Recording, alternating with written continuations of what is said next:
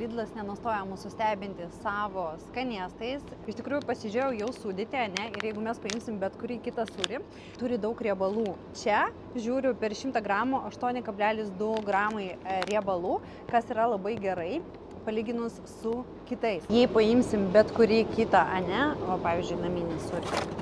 Palyginimui ir kiek čia yra 338 kalorijos, 25 gramai riebalų. Puskietis ožkų pieno sūris su prieskoniais. Pasižiūrim. 390 kalorijų, 33 gramai riebalų. Arba tarkuotas džiugo sūris. Pasižiūrim. Taip pat 337 kalorijos, 25 gramai riebalų. Taip pat 388 kalorijos, riebalų 28 gramai 100 gramų. Na ir dar mano topas nepasiruošimo metu buvo šis. Ir pasižiūrėkim, pagal kalorijas jis irgi topas. 401 kalorija.